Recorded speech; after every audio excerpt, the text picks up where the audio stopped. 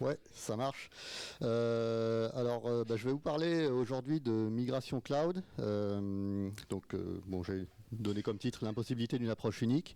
Donc, mon nom est Nicolas Bruot. Je travaille chez Viveris depuis 4 ans, qui est une ESN à peu près 1 millier d'employés en France et aussi en Belgique et au Maroc. À Montpellier, on a une agence avec à peu près une cinquantaine de personnes. Alors, il faut savoir que ce sujet-là, c'est en fait pas moi qui ai fait le plus gros du travail. Ça a été le sujet du stage que j'avais proposé l'an dernier. Donc, c'est du travail qui a été réalisé en grande partie par mon stagiaire de l'an dernier, donc Thomas Floch de l'Effray. Et voilà, donc le plan il va être assez simple. Migration cloud, en gros, la partie 1 c'est pourquoi on fait ça, et la partie 2 c'est comment on fait ça. Voilà. Contexte et objectif, pourquoi migrer des applications? Faut regarder un peu les questions. Qu'est-ce qu'il y a? Pourquoi on va dans le cloud? En fait, déjà, il y a un certain nombre d'intérêts, notamment, je pense que c'est des choses que vous connaissez quand même. Ne plus avoir d'infra à gérer, pas besoin de capacity planning, ça devient juste du planning financier, on va dire. Combien ça va coûter? On peut assez facilement atteindre des hautes qualités de service et une partie de la sécurité est déléguée au provider cloud. Mais attention, pas tout. Après, il y a des critères qui vont un peu décider sur quel provider cloud on va vouloir aller. Et dans les critères un peu importants, il y a où est-ce que je veux héberger mes données et est-ce que je veux un cloud souverain, c'est-à-dire donc avec une entreprise française derrière, par exemple, si on veut se libérer de certaines contraintes comme le Cloud Act aux USA. Il y a des questions de disponibilité des services. Les grands hyperscalers et les petits providers, ils n'ont pas forcément la même gamme de services. Donc ça peut être des critères de choix. Il y a évidemment les coûts qui rentrent en compte. Et alors là, le dernier point, c'est assez intéressant parce que tout le monde n'est pas forcément du même avis, toutes les entreprises. Il y en a qui aiment bien être sur un seul provider et d'autres qui préfèrent avoir quand même au moins 2 providers différents. Donc voilà. Mais en tout cas, ça peut gouverner des choix justifiés de migrer vers un cloud ou un autre. Donc finalement, quand on regarde un peu tous ces critères, tous les types de migration qu'on peut avoir, il y a ça en fait, il y a tous les cas possibles. On peut vouloir migrer d'on-prem vers un provider 1, ou alors de provider 1 vers provider 2, ou même imaginer revenir d'un provider vers l'on-prem. Voilà. Et alors nous, chez Viveris, en fait, des migrations, c'est des choses qu'on sait bien faire, mais pas forcément tous les cas. Donc en fait, le sujet du stage, ça a été d'étudier certains cas de migration qu'on n'avait pas vraiment forcément regardé, commencer à utiliser des services qu'on n'avait jamais essayé avant. Et je vais essayer de vous présenter quelques exemples. Si je fais le focus, j'ai appelé ça on-prem vers le cloud, mais en vrai, ça pourrait être aussi dans le cas de migration cloud vers cloud. Mais il faut voir aussi que selon ce que vous voulez migrer, ça va pas être les mêmes problèmes qu'il va y avoir. Et en particulier, si vous voulez migrer 200 VM d'un coup, par exemple, si vous êtes on-prem, vous avez plein de VM chez vous, vous voulez les mettre dans le cloud, là, vous allez peut-être adopter une stratégie où vous n'allez pas regarder chaque application qui tourne dans chaque VM, vous allez essayer de copier les VM sans rien toucher à l'intérieur chez votre provider cloud. Donc ça, c'est adapté quand on a un grand nombre de machines et quand on n'a pas trop le temps de regarder les applications une par une. Et aussi, ça c'est intéressant si on veut garder la capacité à changer de provider. C'est-à-dire que si on reste dans des VM chez le provider cloud, après refaire une migration autre part, comme c'est toujours des VM, ça ne devrait pas être trop compliqué. Un deuxième type de migration, c'est les migrations de type re-architect, où là, au contraire, ça concerne plutôt des cas où on a un peu moins de services à migrer, et on va prendre un peu de temps pour faire une utilisation optimisée des services cloud. C'est-à-dire qu'on va regarder qu'est-ce qui tourne dans ma VM1, quels sont les services cloud les plus appropriés pour remplacer cette VM. Donc si cette VM elle expose des fichiers statiques, on va utiliser du stockage S3.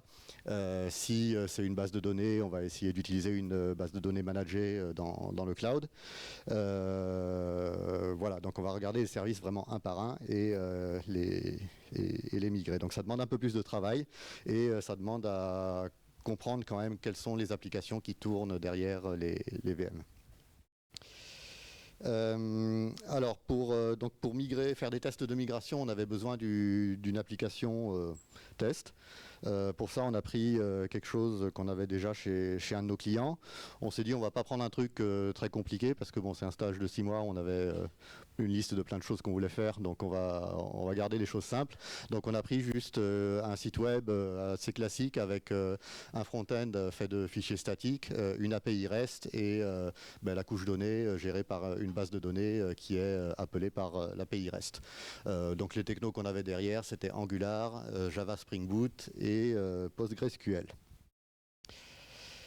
Donc initialement, l'appli qu'on avait chez le client, elle était pas on-prem, elle était chez AWS. Et chez AWS, c'est un schéma un peu simplifié là, mais en gros, elle ressemblait à ça. Donc on avait deux sites, hein, le front, les fichiers statiques exposés via CloudFront, qui est un service de CDN relié à un bucket S3 qui contient les fichiers. Et du côté API, on passe au travers d'un load balancer vers une instance, donc qui est une EC2, qui est une machine virtuelle dans AWS, qui faisait tourner l'API, hein, c'est soit un WAR, soit un jar derrière, et qui appelle l'ADB, qui est un autre service qui tourne dans mon réseau sur AWS. On avait un truc un peu intéressant là, qui est une gestion des secrets avec un service dédié dans AWS qui est Secrets Manager. Voilà, et donc on va essayer de migrer cette application de différentes manières. Et voilà un peu tous les parcours de migration qu'on va suivre. Donc pour l'instant on est là, on a l'appli initiale dans AWS et on va essayer de la migrer, donc faire des migrations cloud à cloud. Déjà d'AWS vers OVH, ça peut se justifier si on a envie de partir vers un provider souverain. Et dans AWS, en fait, on va faire deux cas. On va faire un cas en essayant d'utiliser au maximum les services managés d'AWS. Et un deuxième cas où on va essayer de se décorréler d'OVH et on va essayer de tout mettre dans un cluster cube en fait. Voilà. Donc ça c'est pour les tests d'OVH et ensuite pour d'autres cas de migration, on a voulu tester des services AWS qui s'appellent Application Migration Service et Database Migration Service, qui sont des services qui sont faits pour soit nous aider dans les migrations lift and shift si on veut vraiment copier des VM dans le cloud, c'est le service AMS, ou alors si on veut faire des migrations qui minimisent les downtime. Donc quand on veut minimiser les downtime, un problème ça va être comment gérer les données, avoir des données à jour dans l'environnement de destination, et pour ça on peut mettre en place des systèmes de réplication de DB. Voilà. Donc on va regarder un peu tout ça, et on va commencer par OVH avec les services managés. Voilà, donc là-dessus, on a en service manager, qu'est-ce qu'on a trouvé chez OVH? On a trouvé des instances, des DB, des load balancers, du object storage. Donc finalement, quand on regarde tous les services classiques dont on aurait besoin, ils existent chez OVH, il n'y a pas de souci. La partie réseau, ça se gère chez OVH par ce qu'ils appellent un VRAC, qui est un peu l'équivalent du VPC, si vous connaissez. l'équivalent du VPC AWS quand vous êtes chez OVH. Évidemment, quand on a des applications dans le cloud, surtout quand on utilise pas mal de services différents du cloud, on va faire de l'IAC, de l'Infrastructure as Code, pour pouvoir facilement déployer l'environnement l'application sur plusieurs environnements. Donc ça se fait avec des outils comme OpenTofu et Terraform. Et voilà, donc on a essayé d'utiliser ça avec les API disponibles chez OVH. Voilà, donc sur un schéma, voilà ce qu'on a réussi à faire avec les services managés. Ça ressemble pas mal finalement à ce qu'il y avait sur AWS. On a les utilisateurs qui sont capables d'appeler l'API via un load balancer et une DB managée, un certificat SSL qui est géré par un service dédié aussi d'OVH. Et pour la partie front, on tapait directement dans un S3. Alors, le S3, on voit par exemple que dans le cas d'AWS, on avait un CloudFront devant, et ça permettait notamment de configurer l'HTTPS, en plus de faire juste CDN. Là, on a eu un problème que je vais un peu détailler, qu'on n'arrivait pas simplement à configurer l'HTTPS, l'accès HTTPS au fichier statique. Voilà, donc le retour un peu d'expérience là-dessus sur les services managés OVH. Alors oui, détail, ça c'est un projet, on l'a fait en collaboration avec OVH aussi, ils nous ont permis de tester différentes de leurs ressources, donc ils nous ont pas mal aussi conseillé sur les services qu'ils avaient et comment on pouvait avancer dans le projet. Et donc ils étaient aussi très intéressés pour qu'on leur fasse un retour d'expérience là-dessus. Et donc ce que je vous présente là, en fait, on l'a aussi présenté à OVH il y a quelques mois. Et voilà, donc les services à la demande, on trouvait à peu près ce qu'il nous fallait. Ça peut être moins cher qu'AWS. Dans le cas du réseau, on a trouvé que c'était un peu compliqué de configurer, de faire un réseau comme on fait souvent chez AWS avec des sous-réseaux publics, privés, des sous-réseaux d'intranet. Là, on pouvait créer des sous-réseaux, mais après faire un peu un tuning du routage ou mettre des filtrages entre les différents subnets, c'était pas vraiment possible. Donc au niveau du réseau, il y avait quand même quelques lacunes. Pour la base de données, là, il y avait vraiment tout ce qu'on pouvait attendre d'une DB managée, c'est-à-dire des snapshots, backup, du multi-zone, du monitoring et mise à jour automatique. Sur les instances, donc vraiment ce qui faisait tourner l'API REST en Java, on a utilisé les instances qu'ils appellent public cloud et là on n'avait rien à redire, ça marchait aussi très bien. Il y a la couche stockage avec du bloc storage sur le réseau, ça marche très bien. Alors ça, oui, j'ai parlé un peu de réseau, c'est un peu pour illustrer ce qu'on fait en général quand on est pas sur OVH mais sur AWS.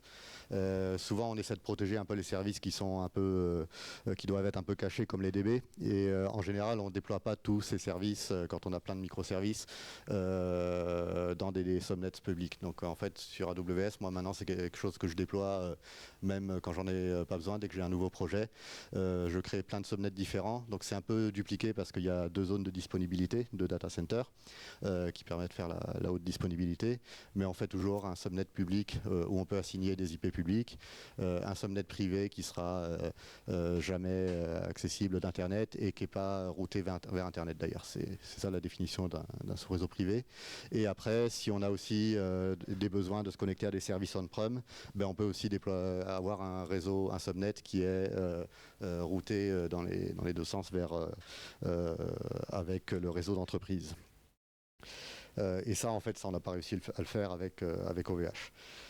Donc toujours sur le Rex des services managés OVH, sur le stockage objet, il n'y avait pas tellement de problèmes. Alors bon, le premier point, c'est un peu un avis du stagiaire, il a trouvé que c'était un peu difficile à prendre en main, mais là c'est peut-être moi qui n'ai pas bien suivi le stage. Il était parti d'abord, donc chez OVH il y a 2 services, il y a le service Swift et S3. Swift, c'est un peu un service legacy qu'il vaut mieux pas trop utiliser aujourd'hui, et il était un peu parti sur ça au début.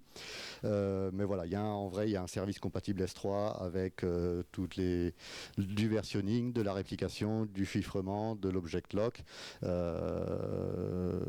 Donc voilà, le classique. Load balancer, là on a eu des gros problèmes avec ça. Alors déjà, voilà, donc chez OVH, on peut travailler dans la console web OVH pour déployer les ressources ou faire des choses comme du Terraform ou directement interagir avec leurs API. Dans l'interface web, il y a pas mal de fonctionnalités qui manquent, notamment au niveau du load balancer. Et par exemple, faire la terminaison HTTPS, fallait forcément passer par les API pour y arriver. Et point important, voilà, les targets du load balancer sont des IP et pas des noms DNS. Et si on veut qu'une target, par exemple, ce soit quelque chose comme un S3, qui aurait pu être une façon de mettre le HTTPS sur le S3, en fait, ça c'était quelque chose qu'on pouvait pas faire. Voilà. Et sur voilà, comment faire de l'IAC sur des infra OVH. Alors ce qui se passe, c'est que OVH fournit des API. Le problème, c'est que déjà il y a l'API V1 et l'API V2. Donc selon l'opération qu'on veut faire, il ne faut pas passer par la même API. Donc déjà, ça fait déjà 2 providers Terraform à configurer. Et ensuite, il y a aussi des fonctionnalités qui sont, par exemple pour le load balancer, qui ne sont pas dans les API OVH. Donc on va regarder, ok, est-ce que c'est dans l'API OpenStack, qui est aussi exposée? Parce que derrière, ils utilisent OpenStack OVH.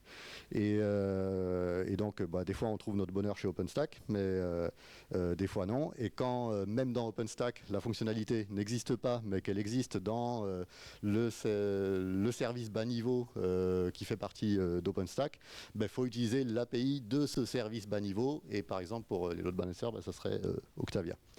Et en fait, on a dû toucher à toutes ces API pour arriver à faire notre IAC. Donc ça a été assez complexe. Et du coup, voilà, on s'est aperçu que du coup, les services managés OVH, voilà, si on en utilise plusieurs, c'est peut-être un peu compliqué, même pour des applications finalement assez simples.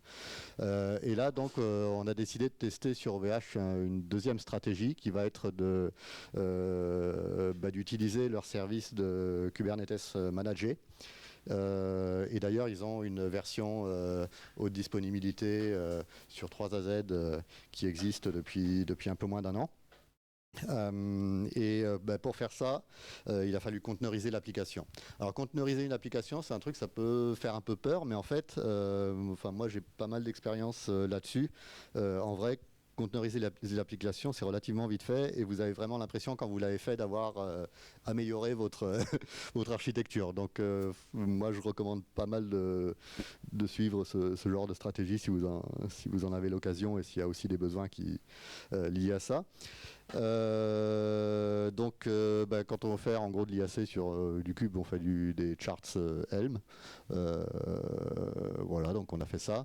Et l'intérêt de Cube aussi, c'est que en plus de Kubernetes, il y a tout un écosystème d'outils assez classiques qu'on a tendance à mettre dans un cluster, qui permettent de gérer le logging, qui permettent de gérer les certificats SSL, qui permettent de gérer voilà, il y a aussi un registry là par exemple que j'ai à Arbor.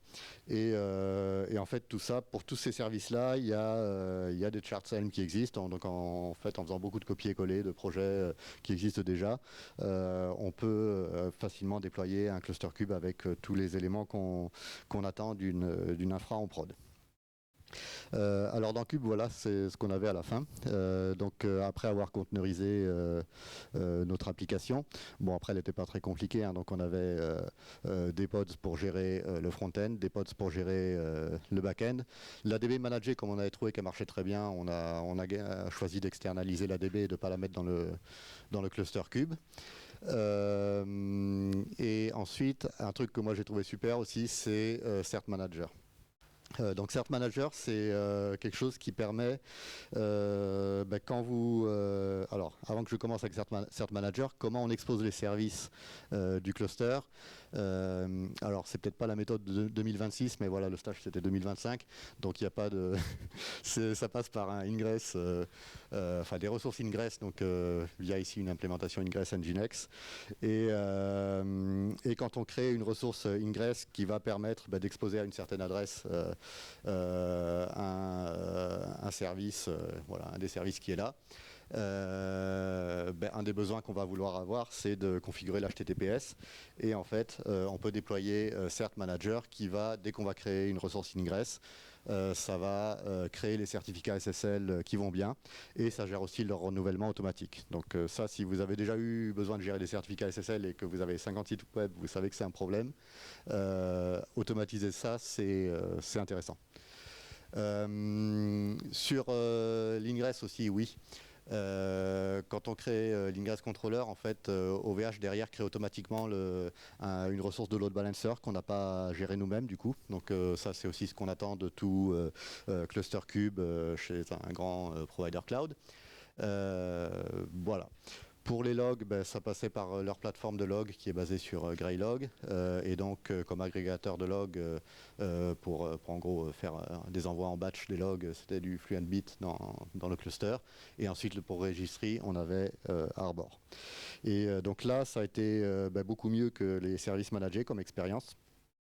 Déjà, l'étudiant en tant que stagiaire, il a pas forcément, on l'a fait travailler sur plein de technos différentes, hein, donc c'était, ça a été un peu difficile par moment pour lui, mais en tout cas, lui, son retour, ça a été que le cube, même quand on n'en a pas trop fait avant dans sa vie, en fait, on arrive à prendre les choses en main assez bien. Alors après, quand on commence à regarder sur des détails Kubernetes, qu'on veut sécuriser des choses, fermer des flux, avoir du denial par défaut, avoir de l'HTTPS entre tous les nœuds pour toutes les connexions, quand on regarde un peu dans ces détails-là, il y a quand même des difficultés supplémentaires qui viennent derrière, mais on n'a pas forcément creusé ça dans ce sujet. Donc chez OVH, ils avaient donc leur cluster multi-AZ. Alors on n'a pas tellement testé la haute disponibilité, mais bon, on les croit sur parole là-dessus. Et la DB, c'est comme tout à l'heure, hein, c'est la même DB, donc on avait tous les avantages de tout à l'heure, comme les snapshots, le monitoring, etc. Voilà, donc Cert Manager, j'en ai parlé, et je le répète, c'est vraiment bien. Et ensuite, voilà, on a pu utiliser vraiment des stacks courantes comme voilà, Grafana, Fluentbit, où en gros vous trouvez des repos GitHub où il y avait des charts Helm où soit vous le copiez, vous le déployez directement, soit vous le copiez et puis vous avez 2-3 lignes à modifier pour que ça soit adapté à votre besoin. C'est relativement facile à déployer. Voilà, donc là on en est là. Donc on a fait les tests de migration AWS vers OVH. Maintenant, je vais vouloir tester des migrations via deux services AWS, donc AMS et DMS. Alors un prérequis pour faire ça, c'est que j'avais besoin d'avoir l'application on-prem, alors que nous on l'a sur AWS pour l'instant. Donc en fait finalement une des premières migrations, mais je ne vais pas m'étendre dessus, c'est qu'on a migré l'application AWS sur des VM, sur voilà, des VM dans notre infra Proxmox. Donc si on veut tester des migrations de lift and shift, bon, le minimum c'est une VM pour faire des tests, sauf que si vous voulez tester un peu les connexions entre différentes machines, en vrai le minimum qu'il faut avoir c'est 2 VM. Et pour faire simple, au lieu d'avoir 3 VM qui auraient eu du sens pour une application 3 tiers, on a fait les choses avec 2 VM, avec le front et l'API REST sur la même VM, et la base de données sur une deuxième VM. Et donc les deux devaient communiquer entre elles pour que l'appli fonctionne. Et ensuite, donc, une fois qu'on a fait ce prérequis, qu'on a notre appli on-prem, on a essayé ce fameux service là qui s'appelle Application Migration Service. Donc, qu'est-ce qu'il fait ce service-là? Il permet d'avoir une réplication complète des disques des VM on-prem. Donc, vous avez vos VM qui tournent on-prem, elles sont en marche, allumées. Vous installez un agent à l'intérieur de ces VM. Vous configurez dans la console AWS le service AMS. Et on va avoir une réplication sur des volumes block storage côté AWS des disques des VM. Et ça, alors que les VM tournent. Donc la réplication, elle est vraiment en continu. Elle ne s'arrête pas. Alors, il faut faire attention que là, il faut des services quand même qui soient capables de démarrer si... qui gèrent bien le stockage quand quand on fait de la réplication en même temps, quoi. Alors on sait que pour les bases de données, notamment, c'est pas recommandé de faire ça, mais normalement ça gère bien le stockage par rapport à ce niveau-là. Voilà, mais il faut faire un peu attention, et notamment une recommandation, c'est que si vous pouvez, avant d'arrêter la réplication, si vous pouvez arrêter les services sur la VM de départ, c'est peut-être mieux, mais ça fait peut-être un downtime supplémentaire. Voilà, donc après, qu'est-ce qu'on a? On avait, voilà, ce service-là, ça permet de générer ensuite, une fois qu'on a la réplication, de générer des instances EC2 de test dans AWS. On peut les tester une fois qu'elles tournent dans AWS, et une fois qu'on est content de ce qui se passe, on peut, après les instances de test, démarrer des nouvelles instances qui vont être les futures instances de prod, et ensuite éteindre les instances on-prem. Voilà, et donc alors sous la forme d'un schéma, ça ressemble à ça. On avait nos deux VM on-prem, on installe les agents à l'intérieur. On a besoin d'une certaine connectivité quand même entre le cloud et l'on-prem pour que ça marche. Dans le sens, les VM doivent pouvoir contacter des instances de réplication dans le cloud. Donc comment ça marche la réplication? C'est qu'en fait, du côté AWS, quand on configure le service AMS, il va démarrer des instances qui s'appellent des instances de réplication, qui sont elles qui vont gérer la création de volumes EBS de stockage, qui vont être les disques répliqués. Et ensuite, donc on a cette réplication-là qui se fait de manière continue. Et ensuite, quand on veut démarrer des instances EC2 dans AWS basées sur ces volumes-là, il y a une sorte de copie de ces volumes et on lance une EC2 sur la copie du volume. Voilà. Voilà. Et donc, quand on a fait ça, de quoi on s'est aperçu? Donc globalement, la réplication, ça marche bien. Par contre, quand on a voulu démarrer les instances AWS, elle ne démarrait pas. Donc ça, c'était pas bon. En investiguant un peu, on s'est aperçu que la config Grub, elle était complètement pétée. Et ça, je pense que c'est dû au fait que le service AMS, il doit, après avoir répliqué les disques, il doit sûrement faire quelques configs manuels pour adapter 2-3 choses pour que ça marche dans des EC2. Et je pense que c'est un truc comme ça qui s'est passé, mais voilà, on a eu des petits soucis. Mais c'est des choses qu'on peut réparer en modifiant quelques fichiers. Voilà, mais il faut un peu investiguer. Un autre truc qui n'est pas top avec le service AMS, c'est que le support des OS est assez limité, notamment par exemple sur Debian, ça supporte que des versions de Debian jusqu'à la version 11, ce qui en 2026 est vraiment pas recommandé. Donc ce qui me fait me demander si ce service-là est en fait vraiment maintenu aujourd'hui. Voilà, mais bon.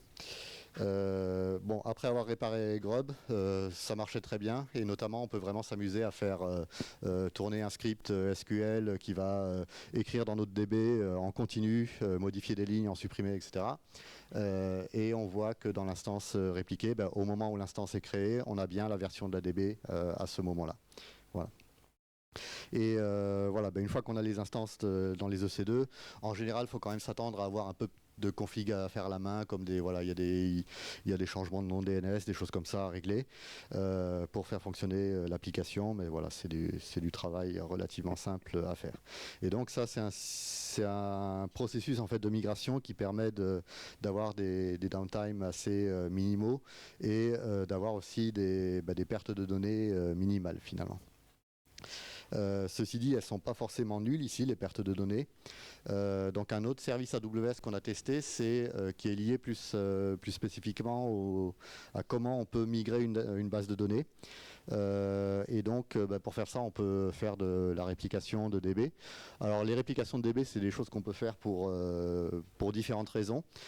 Ça peut être pour mettre en place des réplicas read-only, ça peut être pour avoir une instance standby, ça peut être pour avoir de la réplication enfin synchrone, actif, où il y a différentes choses que vous pouvez faire et différentes raisons pour lesquelles on fait ça. Nous, ce qui nous intéresse, c'est de faire une migration avec ça. Alors là, c'est un exemple avec PostgreSQL, comment ça marche quand on veut faire de la réplication avec PostgreSQL. Il y a différentes façons de faire. Une, c'est de faire ce qui s'appelle du WAL streaming. Alors le WAL, c'est quoi? C'est le write-ahead log. Et en gros, quand on envoie une requête SQL à la DB d'écriture, On ne va pas de suite mettre à jour les tables et les gros index qui sont des opérations un peu lourdes. On passe par ce log qui est un log de tous les changements qui ont lieu sur l'ADB. Et donc ça c'est utilisé par PostgreSQL et ça peut être réutilisé justement pour faire de la réplication. Parce que si on veut répliquer notre DB, en fait on peut suivre tout ce qui s'est passé, toutes les opérations qui ont eu lieu dans le WAL et ça permet de reconstruire un réplica de l'ADB. Voilà.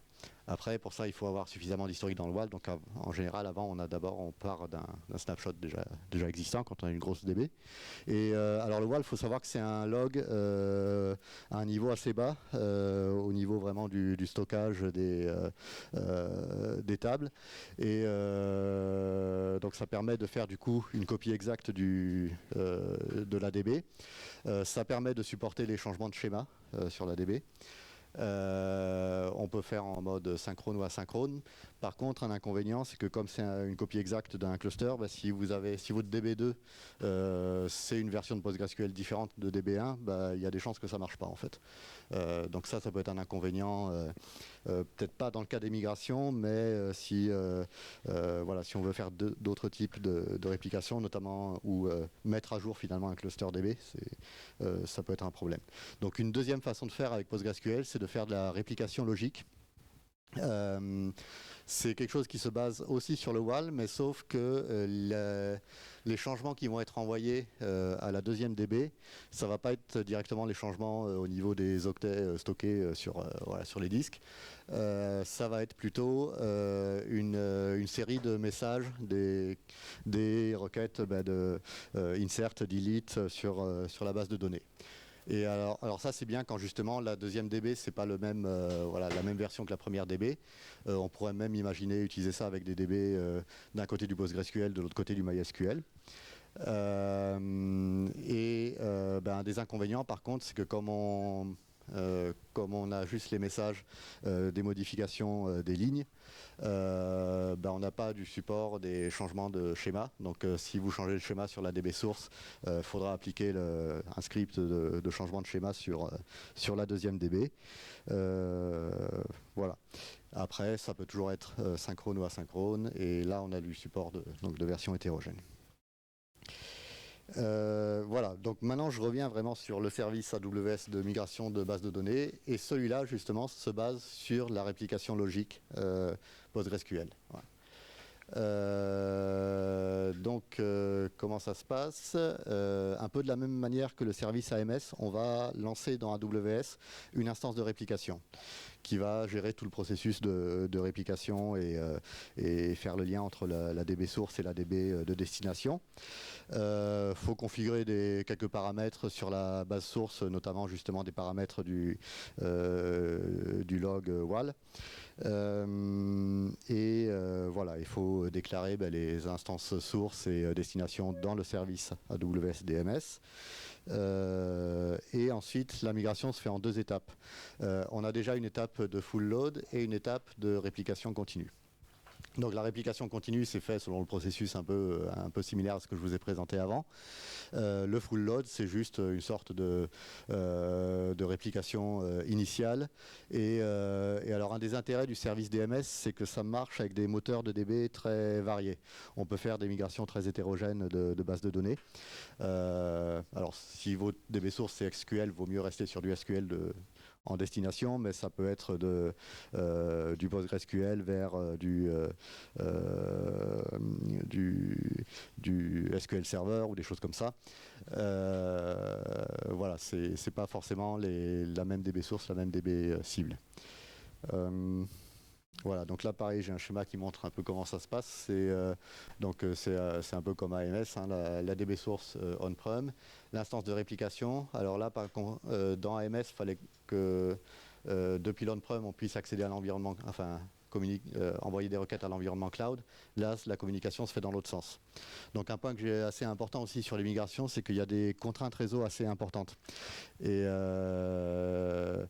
ça, c'est assez important comme point parce que moi, j'ai déjà vu dans des vrais projets des migrations qu'on voulait faire, mais qui ont été bloquées parce que quand à un moment on voulait soit ouvrir un flux, soit demander à mettre en place un VPN site à site, ben, on nous a dit non, c'est pas possible. Donc ben, quand c'est comme ça, ok, on va pas pouvoir faire de réplication et on va être obligé de faire un snapshot avec downtime important.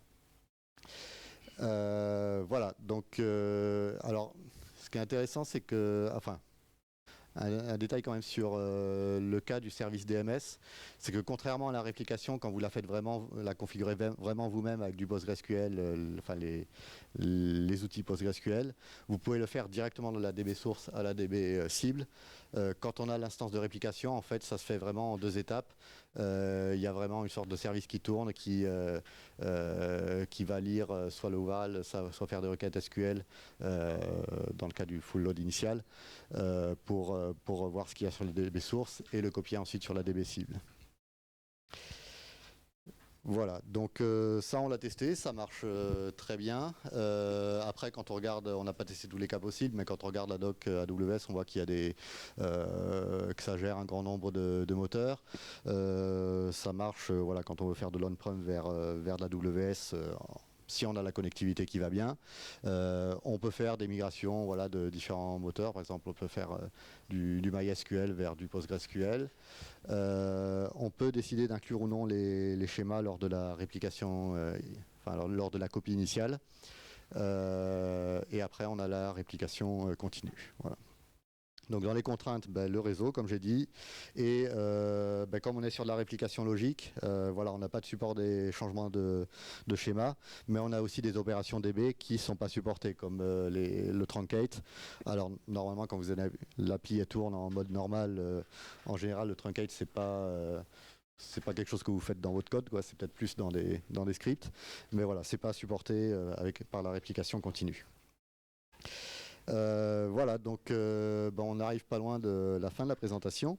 Comme migration, donc on a vu des migrations voilà, vers OVH avec Service Manager ou du Kube Manager, et 2 services AWS, l'un pour faire du lift and shift de VM, le service AMS, et le service DMS pour faire de la migration de DB. Il y a quelque chose qu'on a pas testé dans le cadre du stage, mais on l'a pas fait parce qu'en fait on a déjà une très bonne expérience chez Viveris à faire ces choses-là. C'est faire les migrations re-architect ou en fait même développer de nouvelles applications dans AWS. Et là, ça consiste vraiment à faire une utilisation optimale du cloud avec les services les plus adaptés. Et le cas un peu ultime de ça, quand on a un service avec un front, un back et une base de données, c'est si c'est un service qui n'est pas trop utilisé, si vous voulez limiter les coûts, une bonne idée, c'est d'essayer de rendre le service serverless. Et alors, si vous avez déjà suivi mes talks de l'an dernier, vous savez que le serverless, j'aime bien ça. Et là, j'ai mis un exemple de à quoi ça ressemblerait l'application dans AWS si on utilisait des services serverless, alors ou presque en tout cas.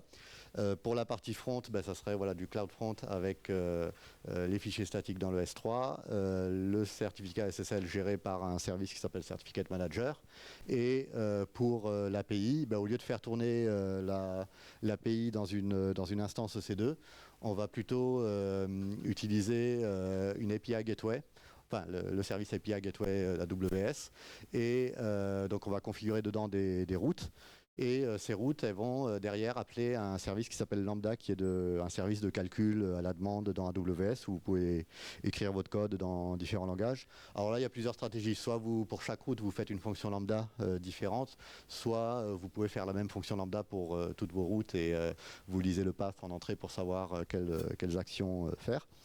Et cette fonction Lambda peut récupérer des secrets dans un service Secrets Manager. Elle peut communiquer avec une DB.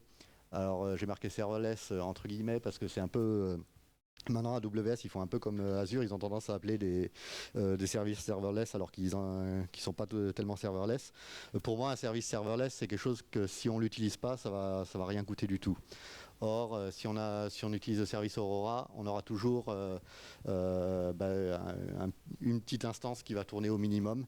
C'est le service Aurora Serverless, ça veut juste dire que ça peut un peu scaler à la fois le stockage et le compute, mais c'est pas du scaling à partir de zéro. Voilà.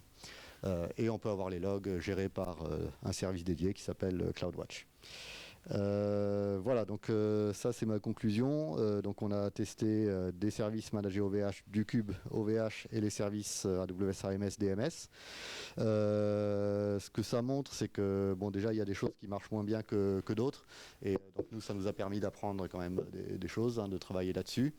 Et voilà, il faut vraiment voir qu'il y a des solutions adaptées à des besoins différents. Et donc, déjà, ça va définir vraiment vers où vous allez migrer votre application, mais aussi comment vous allez la migrer avec quel service. Est-ce que ça va être mieux de la conteneuriser ou pas, des arguments un peu comme ça. Voilà, je pense que je vais m'arrêter là.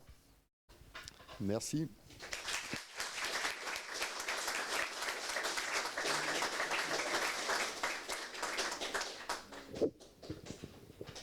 Est-ce qu'il y a des questions dans la salle ?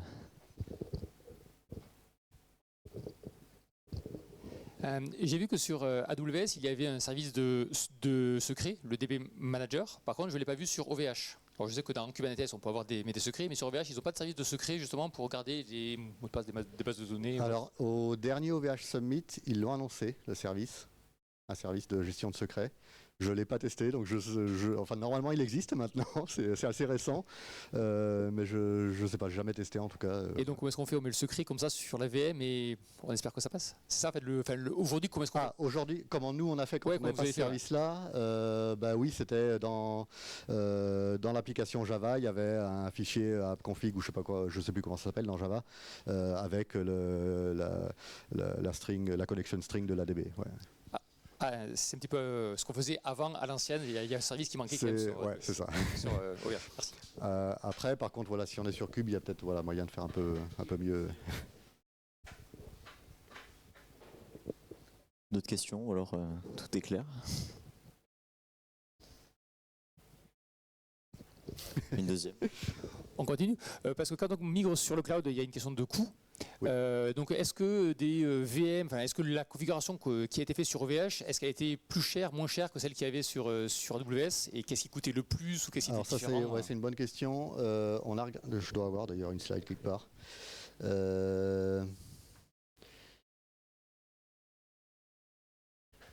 Voilà.